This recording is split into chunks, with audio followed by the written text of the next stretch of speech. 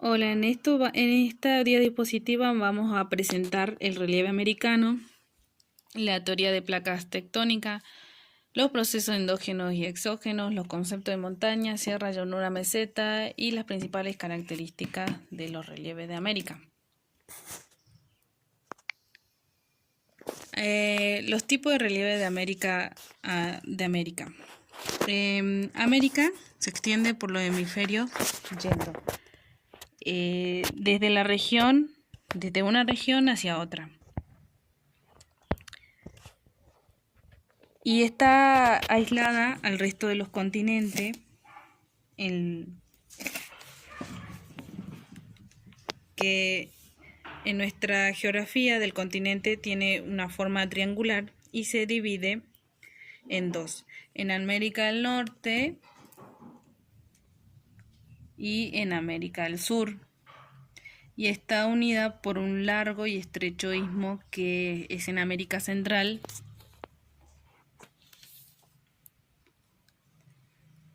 Con el tiempo, el proceso de formación del continente americano fue dividido allá por el siglo XX en tres partes o en tres unidades geológicas. Antes solamente estaba América del Norte y América del Sur, y hoy en día, bueno, tenemos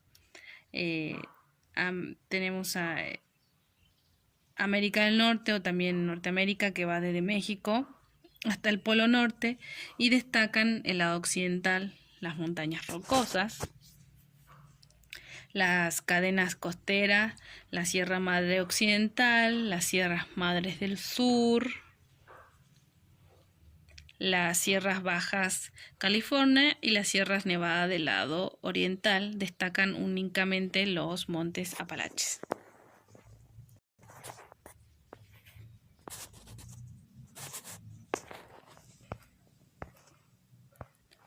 Bueno, no voy a mover tanto porque si no se mueve.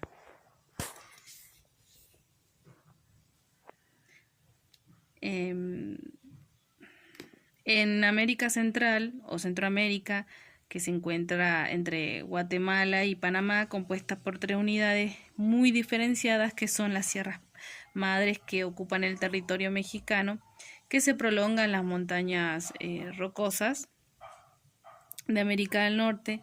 En América Central se encuentra solo una cadena montañosa, que es la cordillera centroamericana, la cual atraviesa todos los países de esta región, recibiendo un nombre distinto en cada uno de estos. En las Antillas, el relieve es como un arco insular que se dice que está combinado con valles, montañas, llanura y meseta. En las islas más grandes podemos encontrar las Sierras Maestras en Cuba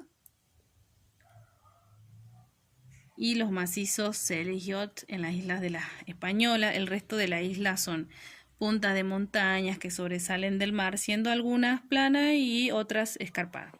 El Istmo de Panamá es un rosario de montañas y volcanes bordeados de llanuras estrechas y pantanosas. América del Sur, también Sudamérica, desde Panamá hasta la Tierra del Fuego, de la provincia más austral de la Argentina, se caracteriza por la presencia de tres grandes unidades. Los Andes, que forman un largo como muralla, se podría decir, murallón le dicen,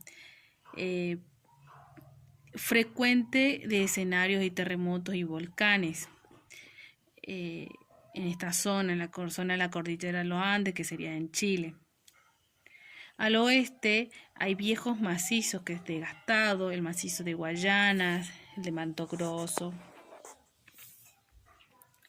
que caen abruptamente hacia el Atlántico y suavemente hacia el interior. Entre ambas unidades se extienden grandes llanuras fluviales, los llanos del Orinoco, del río Orinoco, entre los Andes y el macizo de Guayana, la depresión del Amazonas, que está muy limitada por los desgastados montes de Guayana y las mesetas brasileñas, y el Gran Chaco y las pampas al sur del macizo brasileño. Norteamérica y Sudamérica ya estaban separadas, cuando hace unos 3 millones de años surgió entre ambas partes una especie de puente que es Centroamérica. Esta región central tiene la forma de un istmo, es decir, una lengua o una conexión, como una conexión de tierra que se hace en la zona, eh, también puente, eh, angosta, entre los dos continentes. El continente había sido previamente denominado con el nombre de Abiyá o Yala por las culturas centroamericanas y Sem Anahuac por las aztecas. Pero para entender toda esta bella formación de este relieve, hay que irnos hace unos millones de años atrás, en donde este autor, que el autor de las teorías de las placas tectónicas, el astrónomo y meteorólogo Alan Alfred Wegener, se preguntaba si las siluetas de los continentes encajaban entre sí por pura coincidencia. Tiempo después formaría con ellas un único supercontinente primordial al que llamó Pangea, que Pangea en griego significa toda la tierra en griego, y postuló que aquella inmensa masa de tierra firme había existido hasta que hace 250 millones de años empezó a desplegarse en los continentes actuales. Así, esta separación que se fue dando de manera que tomó su tiempo geológico, se dividió en dos, o sea, la teoría la divide en dos, en Gondwana y en Eurasia. Los países que formaban Gondwana eran América del Sur, África, la Antártica, Oceánica y la India. Nuestro continente pertenece a Gondwana, que está en América del Sur, y el autor de esta teoría de la placa tectónica era astrónomo y meteorólogo. Pero también hubo autores que fueron aportando y fueron puliendo estas teorías. Si bien decían, está bien, se separaron, pero ¿qué fue lo que hizo que se separaran? Y en esto están los procesos que hicieron que todo este movimiento de la Pangea, de las placas, hicieran posible. Y para eso tenemos que ir a lo que sucede en el interior de la Tierra. En nuestro interior de la Tierra tenemos un núcleo interno y el externo, el manto inferior, el manto superior y la corteza. Entonces así todo lo que sucedió dentro de la Tierra y fuera de la Tierra empezaron a darle formación a los diversos relieves que se encontraban en América, ya que es cambiante. Debido a toda la acción conjunta de la energía interna, que son los procesos endógenos y exógenos,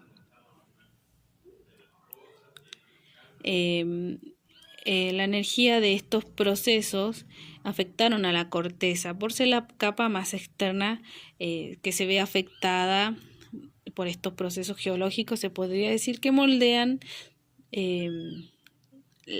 todo el ciclo o lo transforma, donde las cortezas se construye y se destruye. Todo este proceso lo llaman ciclo geológico. Así con el tiempo se fueron dando diferentes movimientos de placa y esta diferencia de movimiento hacen un tipo de relieve y otro. Se podría decir que tenemos en la formación del relieve, se podría decir que tenemos dos, porque en el caso de la transformante no se crea ni se destruye corteza, ya que es un movimiento de izquierda a derecha. Una se mueve sobre la otra. En este caso, como dije, no se crea ni se destruye corteza, pero en las placas divergentes, las placas sí se separan, entonces dan paso a brotes de agua, ríos, se crea nueva corteza terrestre, también puede ser continental u oceánica. Y en las placas convergentes, una converge sobre la otra, se podría decir la placa más débil o blanda. Todo está con el tiempo, pero también los procesos exógenos que están en el exterior de la Tierra tuvieron mucho que ver en la formación del relieve.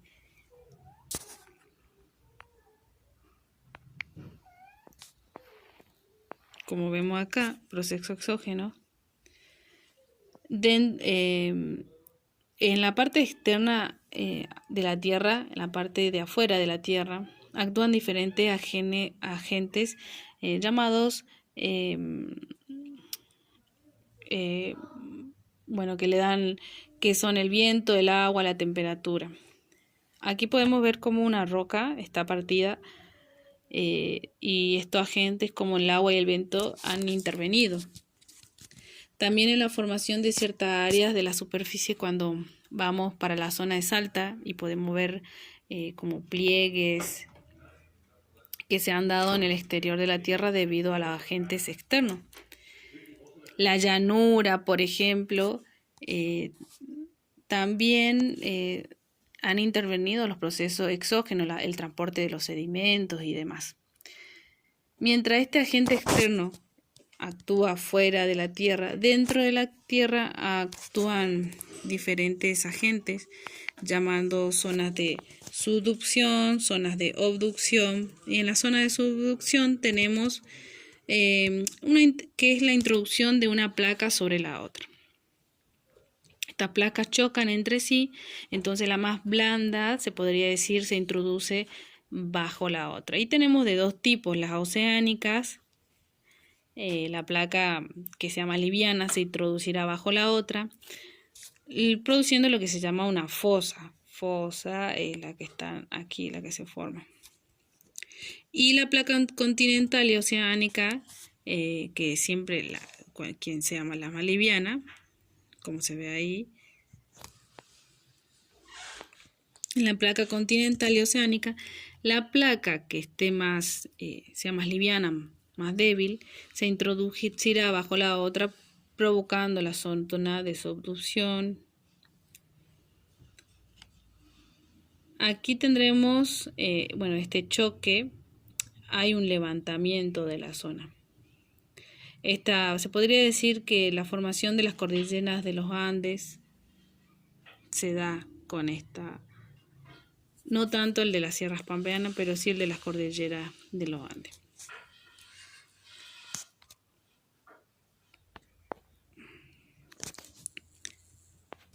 En la zona de abducción hay un levantamiento de la corteza terrestre.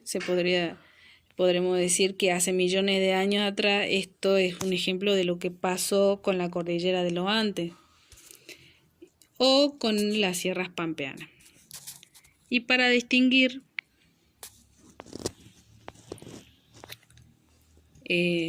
los tipos de relieves que hay en la zona, tenemos las montañas, que son las elevaciones del terreno que tienen en forma de cono y que varían de altura y aspecto. Las montañas pueden ser altas y paredes verticales como la de las cordilleras de los Andes, que recorren nuestros países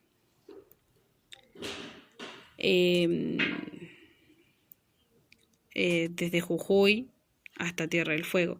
Las sierras son montañas de menor altura y de formas más redondeadas, como las sierras de la provincia de Córdoba, San Luis o la de Ventania y Tandilia en la provincia de Buenos Aires. Las llanuras son terrenos planos y de baja altura, que se encuentran en la llanura chaco-pampeana, mesopotámica. En los mapas físicos se presentan con una tonalidad de color verde. Y la meseta son planicies a 500 metros sobre la altura del mar. Y aquí tenemos donde se encuentran las mesetas misioneras, que se inclinan hacia el río Paraná y Uruguay, dividido por la Sierra de Misiones. Con todo este ejemplo, la conclusión podemos conocer los pasos que se fueron dando, o cómo decir, los ingredientes que se fueron dando en la formación de nuestro relieve. También con esto nos permite explicar su formación. Vamos a agarrar, por ejemplo, la cordillera de los Andes, que es la más conocida. La cordillera de los Andes son producto de la formación de millones de años hacia atrás, en donde posiblemente para que su formación se diera, una parte de la placa de Nazca tenía que haber estado sin agua. Al chocar con la placa continental, que hoy en día actúa ante un terremoto, que los que hay constantemente en Chile, en forma de subducción y ya no de abducción. La razón por la que hay terremotos constantes en la zona de Chile es porque es un país que está ubicado justo al límite de la placa tectónica de Nazca, que chocan contra la placa sudamericana. Esta es una de las razones por las que esos pequeños movimientos llegan a la zona de Salta.